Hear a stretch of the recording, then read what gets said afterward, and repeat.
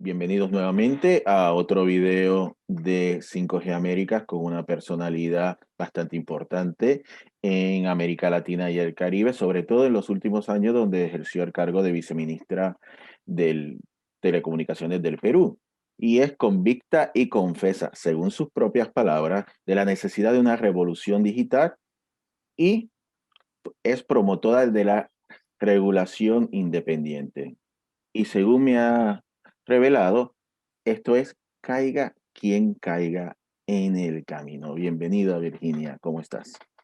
Buenos días, José. Muchas gracias por tu linda invitación y buenos días con todos. Hablemos de cómo está el mercado de telecomunicaciones en el Perú hoy día. Bueno, cerca de 32 millones de habitantes en el Perú, cerca, de acuerdo a nuestras últimas cifras, y esto es relevante, cerca de 24 departamentos y aproximadamente 20% de la población en áreas rurales. Amazonas, por ejemplo, una región es acá de la selva peruana con 69.5% de zona rural. Cajamarca, otra región importante, el Perú, 64.5% de zona rural. Huancavelica, 58.5%. Y así, digamos, con una necesidad, y la pandemia lo ha desnudado, tremenda de trabajar para cerrar brechas digitales y preocupados por la desigualdad que esto pueda generar, por cuanto con mayor necesidad, con mayores políticas públicas para la reducción de la brecha digital se viene trabajando, pues se tiene que garantizar de la misma manera que todo el ecosistema digital funcione y que pueda llegar a todos de manera igualitaria. Entonces, sí, definitivamente en Perú se sigue trabajando en las, digamos, en los regímenes existentes, pero también con una mirada mucho más holística sobre a dónde debemos llegar y cómo debemos enfrentar esta brecha digital. Y bueno, me estás hablando de la brecha digital, me hablas de las provincias más apartadas de la Amazonía, también podemos hablar del norte, de los Andes. Y obviamente cada vez que hablamos de esto, estamos empezando a hablar de tecnología inalámbrica. Precisamente la semana pasada tenemos que el MTC de Perú nos publica dos resoluciones, digamos, está la 125 y la 131, digamos. Háblame un poquito de esta, perdón, la 215, no la no, 125, me confundí. Habla un poquito precisamente esta 215 porque aparte de mencionar muchísimas bandas distintas de espectro radioeléctrico, me combina la parte de servicios móviles con la parte de Wi-Fi en interiores, pero también me está hablando acerca de dar cobertura con los famosos hubs. Ujú. Sí, interesante el punto que tocas, José, y vamos entrando en materia, como dice, vamos entrando en calor. Definitivamente la política pública consistente que tenemos acá en el Perú es cerrar brechas digitales. ¿Cómo? Hemos tenido y tenemos el régimen de banda ancha, que es el tema de todos los proyectos que son básicamente financiados con el Fondo de Acceso Universal y con fibra óptica. Pues bien, a eso se suma el problema de la última milla.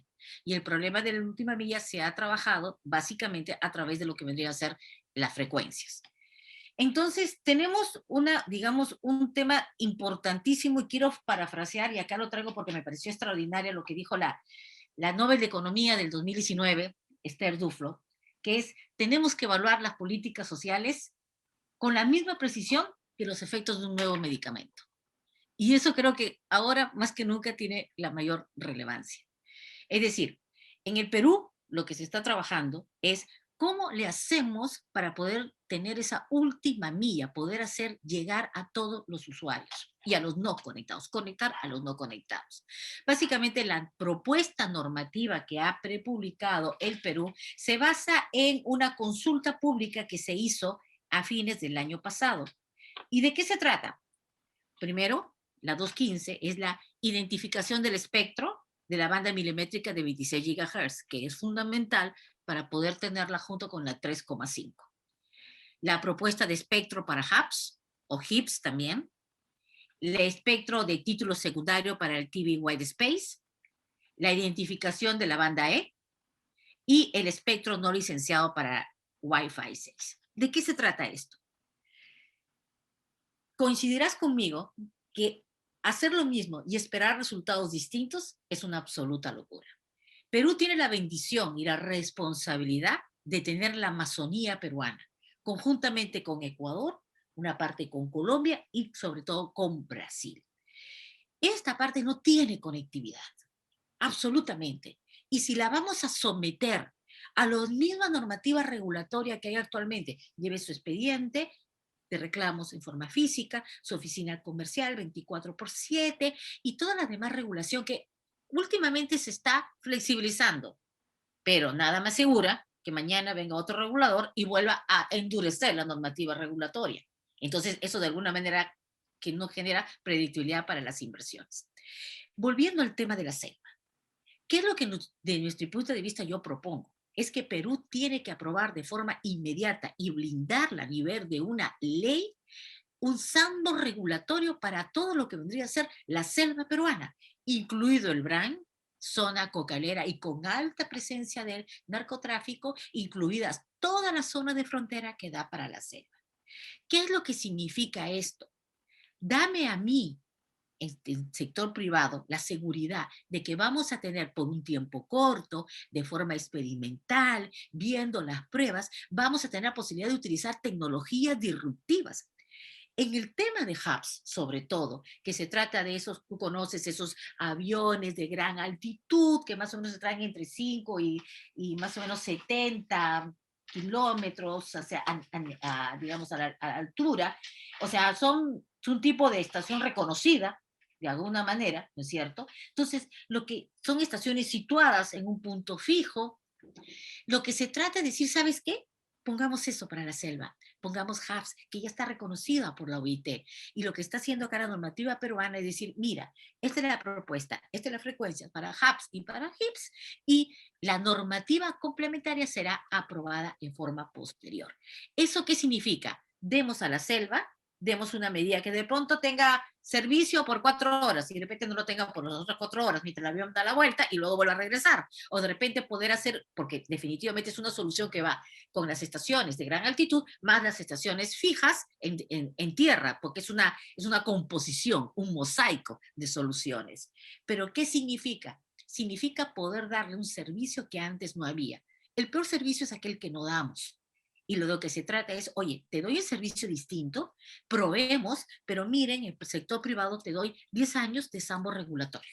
Y luego de ello ya vemos la normativa, que sea resultado de la prueba y error, resultado de la experiencia, digamos, de los resultados empíricos de las pruebas. Eso que están haciendo en Colombia, que está reconocido por la ODE, que nace de los fintech de Reino Unido, lo que decimos es hagámoslo ahora, ya, urgente para la selva peruana.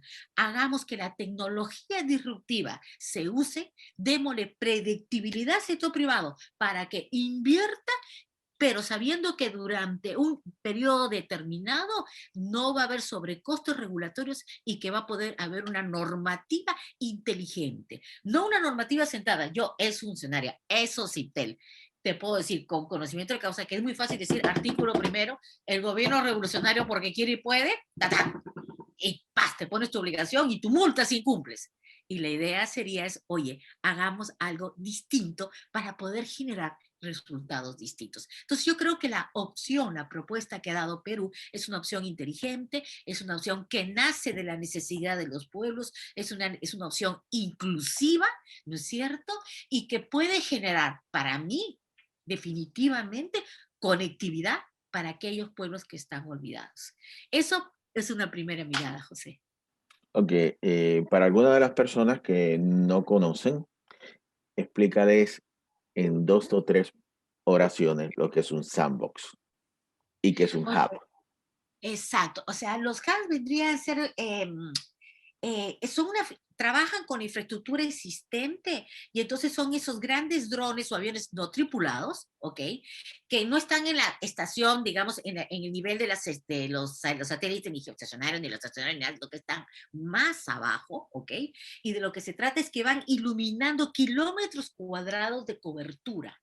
¿Ok? Entonces, de lo que se trata es que a través de esta combinación de estos aviones en el sentido más sencillo porque más parecen unos drones superalimentados, ¿no? Y combinación con las estaciones fijas, porque tiene que ser esa unión, con eso van pudiendo darle conectividad a esa selva que tiene pueblos dispersos, a esa selva que se mueve, pero a esa selva que necesita poder avisar, tengo enfermos, necesito telesalud, necesito teleeducación. Entonces, de eso se trata, poder darle esa solución que la tecnología y la UIT ya la reconoce, que de todas maneras se va a demorar, porque no se trata de decir, oye, ya mañana la quiero, no, pero lo que sí podemos decirles es, oye, sector privado, estas son las condiciones, estas son las reglas, te doy la seguridad, te invito a que ingreses. ¿Y quién no va a querer ingresar con un sistema eco-friendly al Amazonas? O sea, eso sin duda alguna, la cantidad de tráfico que se va a generar de ahí, por la cantidad de teléfonos que hay, yo no sé por qué hay tanto smartphone ahí, porque hay algunas zonas que con la justa tienen 2G, ¿ok? Pero yo creo que la cantidad de tráfico que se puede generar es una opción de negocio y una opción de satisfacer necesidades. Eso en cuanto a los hubs. Los HIPs obviamente utilizan, pueden utilizar parte de las IMT terrenales, ¿no es cierto?, para proporcionar la conectividad móvil. Es una forma también de esta conectividad nueva de tecnología disruptiva.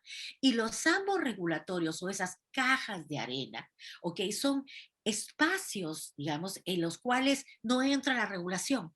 Es decir, está el regulador, se están haciendo pruebas, pero lo que se genera son para temas altamente tecnológicos y en los cuales se necesita hacer prueba y error. Prueba y error. Es decir, vas desarrollando la normativa conforme se está necesitando. Para mí, ideal que la mejor normativa y el regulador más valiente es aquel que dice, no necesito regular. Ese es el más valiente para mí. Pero, en todo caso, de lo que se trata son espacios temporales, excepcionales, con presencia del Estado, pero que va generando la regulación ante las distorsiones o fallas de mercado reales que haya, no hacia las hipotéticas, no hacia la que responda porque Contraloría me puede sancionar, no hacia la que responda la regulación por anécdota, sino a la que responda la necesidad de quien quiero proteger, que es el no conectado. Ese es el cliente y ese es el que tiene que generar la normativa que expida. Si no, debería inhibirme por responsabilidad de emitir normativa que no nace de la necesidad del usuario o del no conectado. No sé si me explico. Eh, para hacerlo mucho más fácil, es como cuando estamos probando una nueva medicina y estamos haciendo una población donde vamos a ver cuáles son los resultados en esas pruebas. Es más o menos lo que viene siendo el sandbox. Y para los Exacto. apps, aparte de los drones, aparte de los aviones, también se están desarrollando equipos que puedan operar con energía solar o también híbridos para incrementar el tiempo que estén en el aire. Y esto es bastante importante porque si estamos viendo lo que ha ocurrido en distintos países de Sudamérica en torno a dar conectividad en la selva, hay zonas donde cuando empieza la temporada de lluvia es imposible transportarse a estas zonas, ni siquiera por los ríos, durante meses. Y esto es un gran problema cuando estamos hablando de cómo le ponemos diésel o cómo le damos electricidad a ese generador. Por lo que la alternativa que estás presentando básicamente solventa un problema internacional de la selva amazónica. Pero mencionaste un par de cosas muy importantes en términos de telemedicina, me mencionaste la gran cantidad de smartphones, pero ¿cómo vamos a combinar todos estos esfuerzos de conectividad, estos esfuerzos de cobertura para hacerlo atractivo también a las empresas y las necesidades que tiene el gobierno peruano de dos palabras que constantemente se vienen escuchando, no tan solo en el Perú, sino en todo el mundo, en la llamada transformación digital, que tiene connotaciones económicas bastante claras? Sí, sí, sí. El MTC hace poco, no hace poco, hace unos meses, publicó y está en la página web un documento económico de la Dirección General de Políticas y de Regulación del economista José Aguilar, muy bueno, que establece por primera vez cuál es la correlación entre la inversión que hay en telecomunicaciones y la variación del PBI. a nivel rural, a nivel urbano. Yo los invito a leer ese documento, dos documentos que desarrolla en una forma absolutamente impecable cuál es el impacto que tenemos cuando invertimos en telecomunicaciones. Y acá yo trato, y mira, te lo digo porque estoy metida ahorita en unos temas de desarrollo de tecnología y estaba leyendo un artículo que a mí me pareció muy interesante de nuestro siempre debatible y discutible Paul Romer, ¿no? En la cual, activo Nobel Economía del 2018, que él estudió muchísimo acerca de la relación entre la tecnología y el conocimiento, ¿no? Y a mí me encantó esto interesante, ¿no? Que decía, la tecnología no es como el clima, es una herramienta que se puede controlar y que puede ser usada para el bien del mundo. Y luego decía, no somos conscientes ni comprendemos cuántas ideas quedan aún por descubrir y las posibilidades no se suman, se multiplican. Entonces eso es muy potente, porque cuando hablamos de transformación digital, creo que todos los que somos analógicos, pero habiéndose ya formación digital o los nativos digitales, hemos comenzado de alguna manera en un mundo en que las comunicaciones, las telecomunicaciones, pues eran, wow, o sea, un artículo de lujo, luego después fue desarrollado, tuvo su momento muy, digamos, exponencial, era una cuestión casi hollywoodense en cuanto, digamos, la cantidad de ingresos y la cantidad de desarrollo que había, pero ahora nos damos con la necesidad de que estamos hablando que el acceso a Internet es un derecho esencial, un derecho humano, que nos permite poder ejercer nuestros demás derechos fundamentales, derecho a la educación, derecho a la salud, derecho a la seguridad, que corre a través de la necesidad que haya un acceso a Internet fundamental. Pero ¿cómo le hacemos para que no corra el mismo resultado que el agua y la luz en las zonas rurales de nuestro Perú, que es enorme? Nuestro país es un país riquísimo en recursos naturales, pero es un país carente de mucho lo que es gestión. No se trata, desde mi punto de vista, de cambiar la Constitución, sino de encontrar funcionarios que sean capaces de gestionar y que haya, obviamente, toda esa correlación que permita que la gestión se realice, se concrete. Entonces, cuando yo he recorrido muchas veces el Perú, y he ido a los colegios rurales o a los centros de salud rurales, no había luz, no había agua. Entonces, ¿cómo hacemos para ejercer una política pública en la cual le damos ingresos a esas entidades de las zonas rurales? ¿Cómo me aseguro que paguen el acceso a Internet cuando lo tengan? ¿Por qué no va a ser lo mismo que el agua o la luz que no existen o que no se pagan? Entonces, ahí sí se trata de no repetir recetas antiguas. Es decir, las telecomunicaciones en el Perú tienen que tener dos miradas distintas, en base a que no debemos permitir que no haya inclusión. La primera es que ya debemos pasar de un régimen en el cual ha habido una fuerte inversión a la oferta a un régimen de subsidio a la demanda en zonas rurales y de preferente interés social, con las garantías y con las obligaciones del caso, porque si va a haber financiamiento del Estado, quid pro quo, amor con amor se paga, adenda de por medio para garantizar que las empresas privadas que obtengan ese financiamiento puedan y deban ir hacia las zonas y se mantengan, porque de qué se trata es que atraer empresas de telecomunicaciones, no a empresas a las cuales solo les interesa el CAPEX. Entonces, esa es una primera mirada. Y la segunda mirada acerca de la transformación digital, y eso no me cansaré de decirlo, es que Perú tiene un sistema disperso de entidades públicas. Y definitivamente se necesita un Ministerio de la Tecnología de la Información y la Comunicación. Unos dirán, ¿para qué otro ministerio? Con los mismos recursos. Con los mismos recursos que ahora actualmente tiene el Viceministerio de Comunicaciones y generando la absorción, de a mí me parece de manera inmediata, de muchas otras funciones que se encuentran dispersas.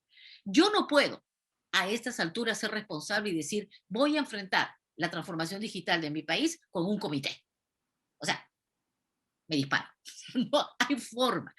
Tiene que haber una entidad. Algunos dicen que debe ser una agencia, otros que debe ser un ministerio, perdón. Tenemos una ley orgánica del Poder Ejecutivo. Y esta ley orgánica del Poder Ejecutivo dice que quien sienta en la mesa con el presidente son los ministerios, son los ministros. O sea, ahí no hay de otra. Entonces, si queremos que haya una entidad potente que tenga los recursos para financiar los proyectos que involucran las TICs, que tenga los recursos para ya sea oferta o demanda, poder generar esa inclusión digital y generar ese ciudadano digital, la única manera es en el Consejo de Ministros, con los recursos que tiene un ministerio, con el poder que la ley orgánica del Poder Ejecutivo da a los ministerios. Llámese a quien se llámase, póngase en la cabeza de quien se ponga, pero de lo que se trata es que no podemos repetir el mismo camino que la luz y el agua que no existen. Porque mencionaste dos o tres cosas muy importantes, desde el ser humano digital hasta la necesidad de una transversalidad en torno a a la búsqueda de esa transformación digital. Digamos, tenemos que cambiar la normativa para hacerla transversal, porque cómo vamos a estar haciendo más eficiente el sector de pesca, el sector de minería, el sector agrícola, si no hay una armonización, no hay una coordinación para que todas las plataformas digitales a nivel nacional hasta a nivel local puedan interactuar entre ellas y poder recolectar toda esa información.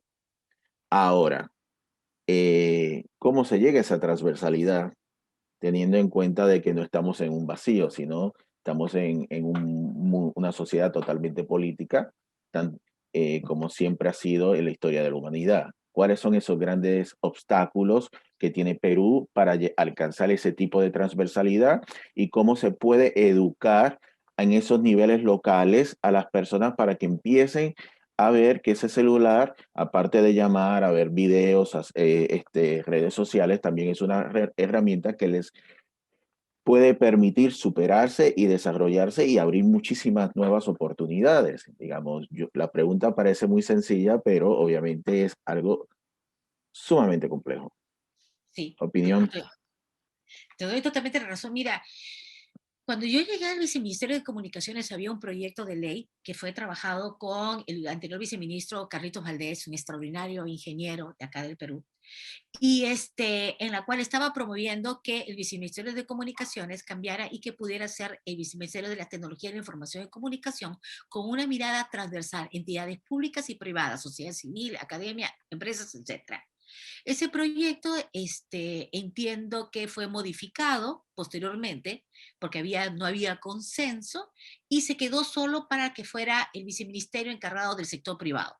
Entonces, ¿te imaginas en esta pandemia decir, de la educación, no sabes qué es Estado, colegios, yo no te hago caso, solamente voy al sector privado? O sea, no existe la posibilidad que los TICs no, sean solamente para el sector privado. O sea, ahí hubo un divorcio fundamental, y yo creo que una ignorancia suprema, que luego fue corregida a través de la Ley de Transformación Digital, estableciéndose ese trabajo de comités con diversos ministerios. Pero yo creo que responsabilidad de muchos, responsabilidad de nadie. Es decir, ¿cómo nosotros podemos garantizar, por decir, que el gobierno se digitalice si no tenemos la posibilidad de estar en el presupuesto que se hace todos los años para poder garantizar que en el presupuesto pongan la conectividad, los recursos necesarios para esa conectividad? Entonces, ahí yo sí creo que se están haciendo esfuerzos, pero que son más digamos, académicos, de co-creación, de mucha discusión, etcétera, pero que no me rinden resultados. Creo que el momento, digamos, y hay consenso, y he visto en planes de gobierno que ya se genera es la necesidad de un ministerio que sin generar mayor gasto al Estado, ¿eh? Con los recursos que actualmente maneja el viceministerio de Comunicaciones, porque recordarás que tiene tanto sector de las empresas públicas, del sector de empresas de prestadores de servicios públicos, como también las entidades de radiodifusión. Tiene los dos ingresos, ¿ok? Tiene muchos recursos, RDRs, recursos directamente recaudados, y yo creo que eso puede generar una plataforma importante para poder generar una entidad única y que pueda ser transversal. ¿Pasa por el Congreso? Pasa por el Congreso. No hay forma. ¿Que puede haber factores políticos que interrumpan el camino? Yo creo que sí. Pero creo que la verdad que si uno va y le dice, señor, ¿usted tiene internet en su casa?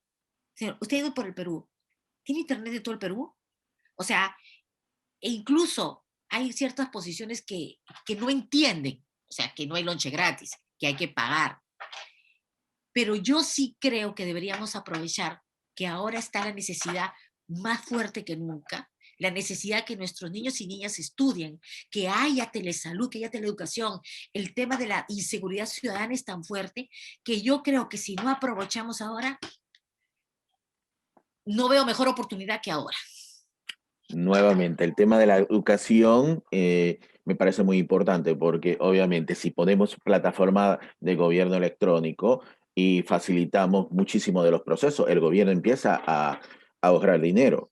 Si empezamos a implementar programas de transformación digital, se hace más eficiente, se crea más dinero en la economía, entonces se benefician todos. Pero nuevamente, tomando ese punto de la educación y a la apropiación de las tecnologías, que sutilmente hiciste referencia a esa apropiación. Eh, y como te gusta hablar de estudios económicos, vamos a los índices globales de competitividad del Foro Económico Mundial. Cuando vemos al Perú, al igual que toda América Latina, vemos, mira, están creciendo las tecnologías, vemos que en toda la parte de telecomunicaciones, la parte informa, vemos algunos progresos año con año.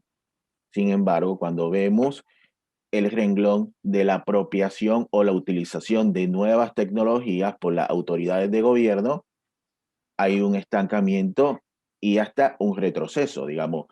Estamos enfrentando un panorama donde están llegando nuevas tecnologías, están arribando cada vez más rápido. Esa diferenciación en lo que tenemos disponibles en Lima en comparación con Nueva York, no hay ese desfase de 5, 6, 7 años que teníamos antes. Ahora, cuando estamos viendo cuál es la apropiación de las entidades de gobierno para beneficiarse de esas nuevas tecnologías que están llegando, no está sucediendo. Mm. ¿Cómo educamos a los funcionarios de gobierno para que comiencen a entender que las tecnologías, y es lo mismo que había mencionado anteriormente, no solamente son potestad del MTC o del nuevo ministerio TIC que se cree, sino que también va a ayudar al de salud, Hacienda, eh, desarrollo, pesca, al ejército, a todos los segmentos del gobierno, todas las entidades de gobierno se pueden beneficiar, pero no utilizan estas tecnologías. Es cierto. Hace 13 años yo decía, a ver, porque cada vez que decía, oye, ¿sabes qué? Hagamos un tema de, está bien, no hay servicio, pero hay zonas en que sí hay servicio, hagamos competencias digitales, habilidades digitales, promovamos este chip con una cultura digital, pero siempre decían, no, necesitamos que todo el Perú esté conectado. A ver, voy a esperar que todo el Perú esté conectado. No llego en 10 años, yo llego en 20. O sea, por más de que hagamos todo, o sea, es inmenso. Es una geografía enorme. ¿Por qué no vamos haciendo con lo que tenemos ahora? ¿Por qué esperar que todo el Perú esté conectado? Creo que Perú ha aprendido a través de esta pandemia y lamentablemente con mucho dolor, que necesita la tecnología, que necesita pensar como un ser digital. Pero ¿cómo le hacemos para que haya esa necesidad? La verdad que yo creo que no hay más necesidad de una vela que cuando cortas la luz. Y en esta pandemia, cuando todo el mundo se vio obligado a mudarse a sus casas, estar encerrados y a utilizar la tecnología para poder hacer cosas online, ¿ok? Creo que ahí el Perú avanzó bastante. Falta muchísimo, pero ahí es donde te digo que debe entrar una entidad, ministerio, agencia, como se llame, que comience con un sistema holístico y que eduque a los funcionarios gubernamentales, eduque a las empresas, haga esfuerzos. Yo miro con una envidia absolutamente sana las prácticas tan buenas que hacen en Colombia cuando sacan, por ejemplo, esos cursos para miles de funcionarios públicos, para que puedan utilizar, para que puedan aprender bien el tema de seguridad digital, para que puedan usar la computadora y los recursos que el Estado les pone. Mi temor es que cuando pase la pandemia y regrese el trabajo presencial, volvamos otra vez a que el papelito, no, sabes que el papelito necesita ser firmado en forma física, O no, ¿sabes qué? A mí me tienen que venir y hacer todo el trámite delante mío para poder verle los ojos. Entonces, mi temor es que podamos desaprovechar lo que ahora podemos empujar, podemos hacer, ¿ok? Entonces, las cosas van a volver a su estado normal, la anterior no, vamos a tener una nueva normalidad. ¿Cómo será esa nueva normalidad? Va a depender de que podamos hacer los cambios ahora, digamos, y de forma urgente. Sí, definitivamente educación, educación y educación. O sea, y si te falta, más educación. Es la única manera. Que ¿Cómo estamos hablemos en el del 5G? Perú en estos momentos en términos de 5G, pero tomando unos pasos atrás, cómo estamos en términos de toda la infraestructura que necesita de apoyo, en términos sobre todo de fibra óptica, que viene siendo la infraestructura sobre todo para el backhaul, que permite soportar todas esas velocidades y esas grandes cantidades de tráfico que 5G promete que va a ser medido en gigabits. Y por otra parte, el 5 te va a permitir potenciar esa nueva generación del Internet de las cosas, donde los distintos dispositivos te van a hacer más eficientes los sectores productivos de la economía, pero al mismo tiempo van a estar atados a servicios de analítica y de computación en la nube, lo que abre otras oportunidades del sector de las telecomunicaciones en la albergación de contenido, albergación de tráfico y toda la parte de la analítica. ¿Cómo estamos en ese tema? Porque cada vez que hablamos de 5G, o escuchamos de 5G, siempre hablamos del 5G y la persona. Sí. Oye, pero cada vez que veo el tema del 5G recuerdo cosa absolutamente de locos en plena pandemia, no la pelea, sino las discusiones tan fuertes que había con cada face news en Facebook, o YouTube, era una cuestión absolutamente de locos, o sea, como, y realmente da que pensar, ¿no? Porque definitivamente la guerra sucia que hubo entre el término 5G, impresionante, o sea, y la dificultad que había para poder eliminar esa información falsa que llegaba a la gente diciéndole que las antenas 5G daban coronavirus, no sé, recordarás. Entonces, es una cuestión absolutamente de locos, o sea, pleno siglo XXI, estar viendo estos que parecían, no sé, pues salidos de una película de terror blanco y negro, es impresionante. Pero bien, volviendo a nuestra realidad, lo del 5G.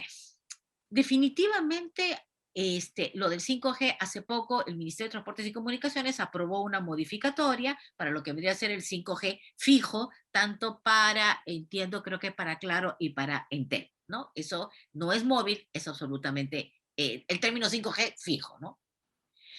Respecto al 5G móvil, propiamente el 5G.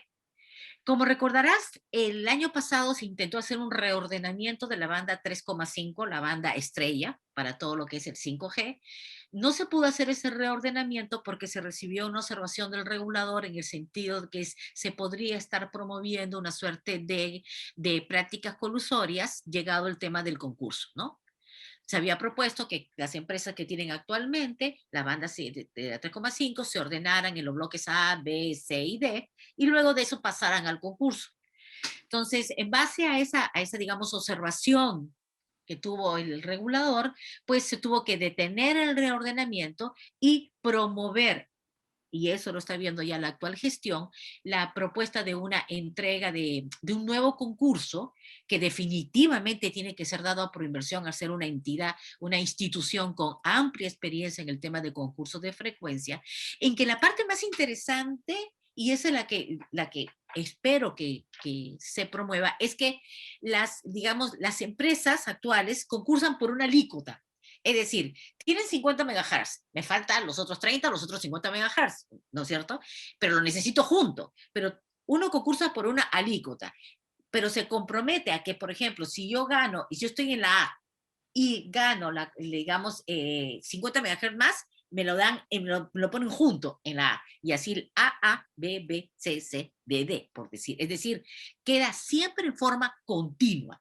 Es decir, un reordenamiento en razón o en función del concurso. Eso me parece que, digamos, tiene que ser lanzado por la actual gestión definitivamente este año. Me parece sumamente interesante y que tiene que ser dado de una manera muy rápida a proinversión, siempre con una mirada de que debe ser a través de, ¿cómo se llama?, de compromisos de cobertura. Ya ese tema de sacar concursos, sé que Chile ha sacado un concurso muy simpático, con compromisos de cobertura, pero también con ingresos, pero desde mi punto de vista, lo que a nosotros nos interesa es que haya más cobertura. Entonces, el valor económico que haya, me lo das en cobertura. ¿Y cómo? ¿Cómo debería ser? Cada vez que uno va a un concurso, le ponen las obligaciones en 5 años. Un año, sales con tu contrato, tienes un año de gracia y luego comienzas los bloques de 5 años. Yo pondría algo así como que, ¿sabes qué? Puede ser al año 3 que empiece con tus obligaciones. ¿Por qué? Porque así le das a las empresas la oportunidad de que sea por el mercado, por necesidades de mercado, que ellos comiencen a atraer más inversión y la pongan en el año 1 o el año 2. Es decir, ¿por qué decir yo, el Estado, yo sé en qué momento te vas a determinada región? Yo sé en qué momento te vas a hacer tal inversión. ¿Por qué no dejar que, tomando en consideración que estamos con un mercado afectado con pandemia, es que el valor de las obligaciones de cobertura en esos 5 años sea el valor de las obligaciones de 5 años, pero que lo puedan poner en el año 1 dividido en 5 años o a partir del año 3, de año 3, año 4, año 5? Es decir, dar más espacio a las empresas para que de acuerdo a las necesidades del mercado, de la oferta y demanda y del propio sistema y la dinámica competitiva puedan ir adelantando inversiones. Eso es en cuanto al 5G. Obviamente tiene que estar, y está dentro de la propuesta también la banda milimétrica de la 26 GHz, que debería ir definitivamente unida, ¿no?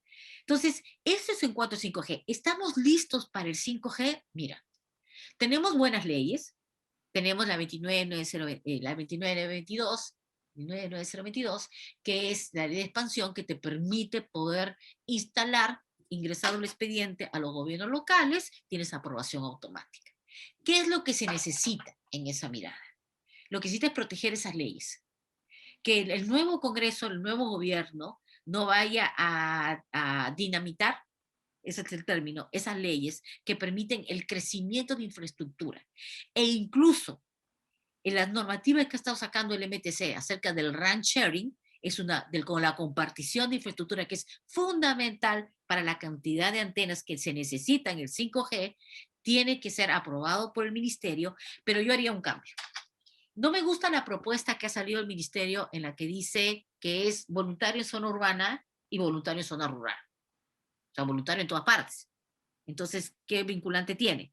Cuando la mirada debería ser voluntaria en zona urbana, porque hay casos en los que las empresas están firmando el RAN sharing, la compartición de la infraestructura, no solamente activa, sino también pasiva, pero en la zona rural, donde hay poca infraestructura, debe ser obligatorio si no hay acuerdo entre las partes. ¿Ok? Entonces, y encima de que se está protegiendo de que esa obligación sea para las nuevas torres, no para las anteriores, en que ya están instaladas, que ha habido un caso de negocio distinto, para proteger esa inversión no la toco, pero para las nuevas torres con nuevas reglas y en zonas rurales sí debería haber esa compartición, ese RAN sharing de carácter obligatorio con el Ministerio de Transportes y Comunicaciones emitiendo los mandatos correspondientes. Yo creo que esa es una mirada integral que permite la mayor conectividad y obviamente con sus chispazos de 4G, porque todo esto entra dentro de un cóctel tecnológico maravilloso, ¿no? ¿Y la fibra óptica? Perdón, la fibra óptica, wow, dale. El régimen Tema de que banda. sé que te gusta.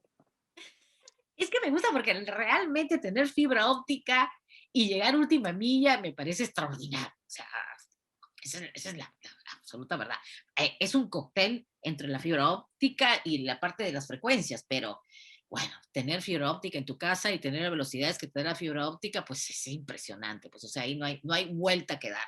Y te cuento por qué. O sea, ha habido casos en el Perú en que se han firmado contratos, digamos, adendas, en los cuales se ha puesto, póngame 5,000 colegios. Ok, ya, te doy esta frecuencia. Perfecto. Póngame con 10 megas. ¿Qué quieres decir que me hago con 10 megas para teleeducación ahora? Y cuando se quiso cambiar, no se puede cambiar porque es factor de competencia. Híjole, quiere decir que me tengo que tumbar una ley. Sí. quiere decir que no, no hay Pero forma. un colegio con 10 megas y tienes 200 estudiantes conectados simultáneamente. No, cuando te tratas, por ejemplo, tienes que hacer clases online, ¿no es cierto? O cuando, por ejemplo, tratas de pasar una ecografía, 10 megas no te sirve. Ah, perdóname, había uno de 4 megas. 4 megas, perdóname. Y entonces, eso es cuando, y obviamente como es funcionaria pública, yo, ¿cómo se llama? También he sufrido eso, es cuando dentro de tu escritorio tú dices, perfecto, 4 megas, ¿cuál es el precio? Perfecto. Ah, sacas tu multiplicación, listo, este es el valor, ya. ¿Y qué pasó con los aumentos en caso que haya, estás hablando de tecnología? ¿Qué pasó con eso? Entonces, eso es muy importante. Cuando hablamos de tecnología, los sistemas de concursales, los sistemas de concursos que hay y me estoy yendo a otro tema, pero ahorita regreso a la fibra óptica, pero cuando tratas tú de tecnología, no puedes tener los mismos concursos públicos, la misma rigidez de una APP o de otros proyectos en activos se está evaluando.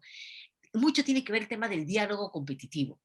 Mucho tiene que ver el tema de esas nuevas formas en las cuales tecnológicamente tú vas aceptando lo que las empresas te van indicando, porque esas son las que están más al día a día con el cambio tecnológico. Pues bien, punto aparte. Régimen de banda ancha. Definitivamente el régimen de banda ancha de Perú, la ley del 2013, es un régimen que obviamente es bueno, pero tiene necesidad de perfeccionarse. Tenemos la red dorsal nacional de fibra óptica y tenemos los proyectos regionales. Vayamos con la red dorsal nacional de fibra óptica, 13.500 kilómetros de fibra óptica, 322 nodos. ¿Qué fue lo que pasó? Y esto es información pública que está en la página web del ministerio. Obviamente se estableció que sea una tarifa fija, ¿no es cierto? Con lo cual fue un corset. Las empresas de telecomunicaciones, obviamente, son empresas, obviamente crecieron en redes. Y ahora tenemos cerca de 35.000 kilómetros de fibra óptica, de los cuales la red dorsal está expuesta casi al 60% de competencia, ¿no es cierto?, efectiva de otras redes, cuando digamos, el mega puede estar en 12 o 8 dólares y lo tiene 23 dólares. O sea, masiva. O sea, no hay forma. El Estado, por primera vez, propone a Azteca una adenda. Está en la página web. Y esa adenda no fue suscrita, no fue aceptada. Le da flexibilidad tarifaria. Le dice, mira, te puse tarifa fija, ahora puedes hacer discriminación positiva. No la acepta. Adicionalmente, y eso ya dentro de la cancha del viceministerio, con el apoyo, la asesoría de asesores del Banco Mundial, se hace una revisión, ¿no es cierto? Y se ve mejoras en el reglamento de banda ancha y se le permite a las redes dorsales, se le permite poder cruzar lambdas y poder activar el tráfico internacional. La red dorsal tiene nodos internacionales en la frontera con Colombia, con Brasil, con Bolivia y con Chile. Y ahorita en el contrato no puede pasar tráfico internacional. Entonces, esos nodos están hace 5 años sin usarse. Entonces, lo que hace el reglamento de banda ancha es decir, mira, red dorsal, si tú quieres, firmamos sin ningún problema una hojita muy chiquita y te doy posibilidad de lambdas, con lo cual puedes cruzar tráfico internacional y tienes posibilidad de que puedas usar esos nodos y cruzar. De acuerdo a nuestros estudios, eso hubiera podido rentabilizar grandemente esa red mientras se iban haciendo los ajustes del caso. Nunca Azteca aceptó o dio muestras de que esas salidas que son buenas, fueran aceptadas. Ellos propusieron una adenda de salida. Estuvo el equipo del viceministro de Transportes, Carlos Estremadoiro, con la doctora Nadia Villegas, trabajando estos años muy fuerte para encontrar una salida. Y bueno, es de público conocimiento que la actual gestión actualmente, valga la redundancia, ha propuesto un informe dando inicio al proceso de caducidad y razón de interés público. El contrato de concesión de Azteca es un contrato en el cual el proceso de salida está arreglado. Establece una notificación con un informe, que es el que está en la página web, las causas por las cuales el Estado peruano considera que la actual situación está afectando el interés público, lo establece, ahí está el razonamiento, está en el informe, da plazo de 30 días para comentarios y convoca una audiencia pública en la cual se tiene que escuchar los comentarios de OCITEL, los comentarios de todos los interesados y luego de ello toma una decisión. Esta decisión tiene que tomarse, obviamente, entiendo yo, antes del cambio de gobierno. ¿Cuál es mi mirada? No he leído todavía el informe, lo voy a hacer como cualquier persona interesada en la materia, pero hace poco ha salido que el Estado peruano ha ganado un arbitraje contra Azteca, porque Azteca, cuando tiende la red, lo hace sobre terrenos alquilados, no compra los terrenos. Es decir, los 322 nodos, con todo lo que ello significa en infraestructura física, infraestructura tecnológica, diseño de red, etcétera, etcétera, etcétera, están sobre terrenos alquilados. Entonces, para mí, es la primera asociación público-privada que veo que está sobre terrenos alquilados, cuando las bases no decían que pudieran hacerlo por terrenos alquilados. Este arbitraje lo acaba de ganar el Estado peruano, entonces yo no estoy muy segura si es el procedimiento por razón de interés público, digamos, porque tenemos una red subutilizada, digamos, cuando hay tanta necesidad de que las entidades públicas estén conectadas, o debería ser un procedimiento por incumplimiento contractual. Eso me imagino que debe ser un debate riquísimo del ámbito jurídico y que seguramente se irá decantando en estos meses. Pero ¿cuál es el camino? El camino es que el contrato establece que luego de ello, el Estado tiene 45 días hábiles para recibir la red. Eso es muy importante, porque el ministerio tiene que tener, conjuntamente con Pronatel, que entiendo yo que es el que va a tomar el manejo de esa red, inmediatamente tiene que contratar a una entidad supervisora para supervisar en forma rápida esa red y tiene que nombrar a un interventor. ¿Qué es eso? La ley de asociaciones público-privadas tiene un artículo que se trabajó hace años, ya previendo, no solo en el sector telco, sino en muchos otros sectores, que cuando un contrato de asociación público-privada se resuelve, el Estado puede, vía adjudicación directa y por cuestiones de emergencia, contratar a un interventor máximo por 3 años para que pueda operar y mantener la red o concesión de que se trate. En consecuencia, en 45 días hábiles contados a partir de julio, el Estado peruano no va a tener, digamos, no creo que tenga la capacidad de poder establecer consensos de cuál va a ser el nuevo modelo de gestión de la red dorsal. Entonces, la idea es que tenga un interventor que lo maneje máximo por 3 años mientras se discute, se evalúe de una manera técnica, económica y sin factores políticos que vayan a enturbiar el panorama, cuál va a ser el nuevo modelo de gestión. Y aquí viene la riqueza, mi querido José. Ese interventor no va a tener digamos, restricciones de ese contrato de APP que tuvo Azteca. Es decir, el contrato de APP que tuvo Azteca de resolverse, de ser esa la decisión del Estado peruano, pues simplemente se resolvió y ahí murió. Quedará para Contraloría, para las evaluaciones que correspondan. Pero este contrato de este nuevo interventor sí va a establecer nuevas reglas por este periodo.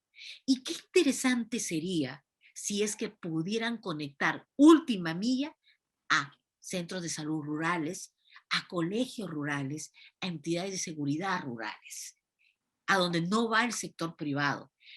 Es decir, haciendo crecer esa red nace. Entonces, esta es una oportunidad, un golden ticket, porque respetando el rol subsidiario del Estado, respetando la Constitución y por un periodo de 3 años, tener la oportunidad de conectar última milla, fibra óptica, es el Estado peruano que se da a sí mismo servicios. Es como una entidad bancaria que conecta sus diferentes entidades a través de una LAN. Eso es lo que se estaría diciendo. Es conectar a los no conectados. Esa es la mirada respecto al régimen de banda ancha, red dorsal nacional de fibra óptica. Y respecto a los proyectos regionales, Ayacucho, Huancavelica y Apurímac, la red de transporte regional ya deben ser entregadas a un interventor. Esas redes ya están activas, ya están operando. Pero esas redes de transporte regional deben ser entregadas a un interventor, porque ese interventor sí está facultado para dar última milla y está pasando por Ayacucho, Huancavelica y Apurímac el trapecio andino que tiene tantas necesidades de conectividad. A ese le siguen Cusco, porque entiendo que ya Cusco ya está, de acuerdo a lo que han declarado las actuales autoridades, ya está por ser entregada y activada. ¿Ok? Entonces, estamos hablando de Cusco, Ayacucho, Huancavelica y Apurimac, redes de transporte regional que ya pueden tener su interventor y ya pueden comenzar a dar esa conectividad como arbolito de Navidad. Eso es importante. Pronatel sigue trabajando en los otros 18 proyectos regionales, sigue estableciendo también temas que tienen que ver con la selva y adicionalmente, ¿cómo se llama? Sigue activando, incluso el proyecto regional Lima ya se está a punto de activar en estos días, con una mirada distinta, porque esos últimos proyectos ya tienen los centros de acceso digital. Y esos centros de acceso digital con la obligatoriedad de las empresas concesionarias de poder enseñar habilidades digitales, incluso con conectividad en las plazas. O sea, hay muchas cosas en camino. Régimen de banda ancha tiene que tener mejoras, sí. Tiene que tener un impulso, sí. Y no olvidemos que para ello también está el operador de infraestructura móvil rural, que ha significado que de un año hacia actualmente tengamos 1 millón de conectividades móviles más que en el 2019. Entonces, ¿algo se ha hecho? Sí. Hay que mejorar, sí, pero hay que aprender de las lecciones. Y como yo siempre he dicho, no hay que crear una entidad estatal. No se trata de crear una empresa estatal Telco S.A. Perú. No. Se trata de generar valor y poder dar nacimiento a la red NACE. Sí, mencionaste un punto que muchas veces pasa desapercibido y son las salidas internacionales. Explícanos por qué las salidas internacionales de tráfico son tan importantes y tienen una relación directa en los costos de proveer servicios de Internet en un país. Sobre Sí, todo uno que está creciendo tan rápidamente en el tráfico de contenidos. exacto, Y dame el panorama de Perú en este aspecto, exactamente. teniendo en cuenta de que Chile está haciendo un cable submarino a Australia. Mira, la verdad que ese tema del cable, como yo siempre digo, mientras no lo veo, no lo crea. O sea, mientras no lo veo, no lo crea. Pero lo que te digo es, mira, decía, cable submarino que quiere Chile. Otro cable que está tirando, creo que claro, ¿no es cierto? Que está tirando que ya acaba de llegar hacia allá, hacia las costas del Perú, hacia las costas de Lima. El tema del cable submarino siempre va a ser necesario. El tema de los satélites que dicen que ya bajan de precio, que ya va a haber más satélites, que va a haber más recursos, también va a ser siempre necesario. Pero nosotros tenemos la fibra óptica que cruza la cordillera de los Andes. O sea, ni más, y encima con anillos redundantes. Es decir, esta red tiene 100% de redundancia. Cable ADSS de 48 pelos de fibra, ¿ok? Y que va por todo, digamos, con toda la cordillera y que conecta por todos los lados del Perú. ¿Cuál es la ventaja de esto? Que va a poder conectar el tráfico entre los países. Al principio van a poder decir, mira, ¿sabes qué? Funciona como un backup. Se me cae el cable, tengo el backup acá, ¿cómo se llama? De la red dorsal.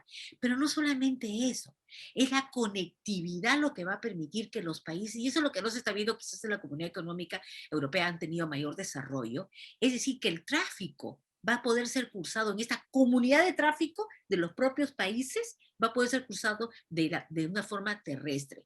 Mira Brasil, el proyecto que está saliendo de Perú es el proyecto de conectividad a través de, y eso lo está haciendo una empresa privada, lo está haciendo a través de un cable subfluvial por el río Amazonas, que va a llegar hasta la frontera. Es decir, ahorita me dan el besito por allá por Brasil y llego al Atlántico. Entonces, de lo que se trata es de que estos países que están generando mayor tráfico de contenido puedan cursarse, casi como si fuera un app, por decirlo en términos así, casi una América Latina, puedan cursarse el tráfico sin necesidad que esté yendo por satélite o esté yendo por cable. Es decir, es dentro de los propios países. Y qué interesante que estamos hablando de países que están bajo el Acuerdo de Cartagena y bajo el Mercosur. Es decir, hay esquemas de integración que podrían dar esquemas de conectividad de tráfico internacional que yo creo que hay mucho por desarrollar. Nuevamente hay que educar a los que están tomando la decisión para que estén conscientes de todo lo que estás hablando, sobre todo cuando como un elemento fundamental del Internet de las cosas en sus nuevas generaciones es albergar contenidos. Y qué mejor forma de ahorrar y estimular la inversión en infraestructura que mantener esos contenidos a nivel local. Pero volviendo a ese tema de educación, ¿cuál es el rol de la academia? Es fundamental.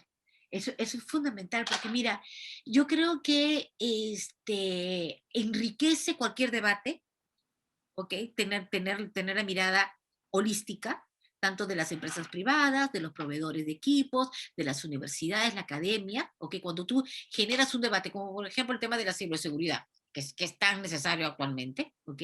Y el rol de la academia es enriquecedor, porque te da una visión 360 de un determinado problema.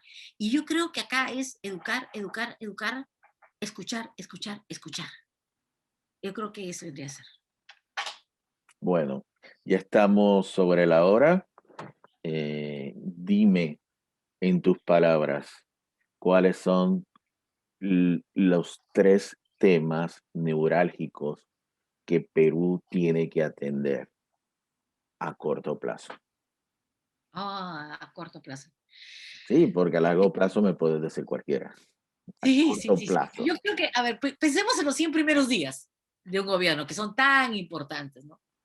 Y bueno, nosotros ya estamos a punto de estar en este proceso electoral, así que Dios nos ayude. ¿Cómo se llama? Pero yo creo que Perú definitivamente en los 100 primeros días podría, para empezar definitivamente, es aprobar el esquema para lo que debería ser los subsidios de la parte de la demanda. Es decir, cambiar esa mirada y facultar a que Pronatel pueda, con el Fondo de Acceso Universal, subsidiar demanda, que eso es vital, vital. Dos, el tema de los ambos regulatorios para la selva. Eso es fundamental, porque a con la selva tenemos una gran deuda, y debemos ser eco-friendly. No le podemos mandar el taladro y comenzar a poner torres alegremente. O sea, eso no se puede. Hay que cuidarla. Y entonces para mí, subsidio a la demanda, para mí, sambo regulatorio, y tercero, porque es absolutamente fácil el establecimiento del Ministerio de Tecnologías de la Información y Comunicación. Esos tres medidas en los primeros 100 días de gobierno. Bueno, pues muchísimas gracias por compartir tu visión del mercado peruano y es un honor haber charlado contigo durante el día de hoy. No, el honor ha sido todo mío, José. Muchísimas gracias. Y gracias por permitir este café, digamos, de conocimientos, porque siempre es encantador y es enriquecedor poder conversar con una persona que sabe tanto del sector como tú. Agradecida soy yo. Gracias.